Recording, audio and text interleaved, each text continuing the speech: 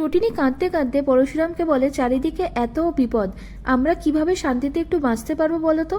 পরশুরাম বলে যে কিচ্ছু হবে না, আমি আমার সবটুকু দিয়ে তোমাদেরকে রক্ষা করব। বব্বর ঘাপটি মেরেই লুকিয়েছিল, সে দরজাটিকে ফাঁক করে ওদের একটা ছবি তুলে নেয়। লাট্টু স্কুলের একজন টিচার কর্ণকে ফোন করে ইনফর্ম করছিল যে লাট্টু পিকুরা আজ স্কুলে এসছে, কিছুক্ষণ পরেই তাদের স্কুল ছুটি হয়ে যাবে, আপনি গুন্ডাদেরকে পাঠিয়ে দিন। তখন লহরী এসে ফোনটা কেড়ে নেয়। কর্ণ তখন ফোনটা কেটে দিয়েছিল। লহরী টিচারটিকে জিজ্ঞাসা করে, আপনি এটা কি করছিলেন? কর্ণ চ্যাটার্জিকে ইনফরমেশন দিচ্ছিলেন যাতে ওর গুন্ডারা এসে গেটের সামনে কেওস সৃষ্টি করে আর বাচ্চাদেরকে কিডন্যাপ করে নিয়ে যায়, তাই তো? আপনার লজ্জা করছে না?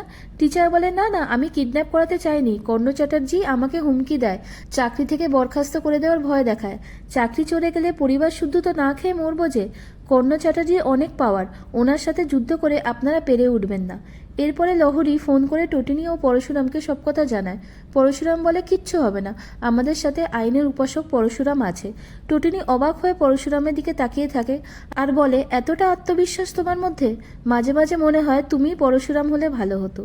এদিকে আরাধ্যা নিজের ভালোবাসা কবিরকে প্রকাশ করে বলে যে 18 তারিখ তোমাকে মুক্তি করবই, সেদিন আমাদের রিসেপশন, সবাই আসবে, শুধু ছর্দি ভাই আসবে না, কারণ ও নিজের হারটা মেনে নিতে পারবে না। এরপরে আরাধ্যা টটিনিকে কল করে আর কোর্টে না যাওয়ার অনুরোধ করে, বলে ও তো তোর বোনের স্বামী, তুই তাও ওর সাথে এরকম করছিস। টটিনি বলে যে ও তোর স্বামী বটে, কিন্তু ও একটা ক্রিমিনাল, এখনো সময় আছে আরাধ্যা, ওকে ছেড়ে দে।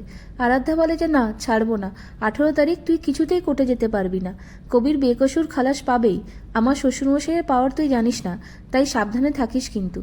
এরপর পরশুরামের বাড়িতে তাদের একজন প্রতিবেশিনী আসে আর টটিনিকে বলে, একজন লোককে দেখলাম তোদের দরজায় ডুমডুম করে ধাক্কা মারছিল, আর যখন সত্যজিৎ বাবু এলেন তখন লোকটা পালিয়ে গেল। ওনার মুখ থেকে লোকটার বর্ণনা শুনে পরশুরামের বুঝতে বাকি রইল না যে লোকটা আর কেউ নয়, সে হলো বব্বর।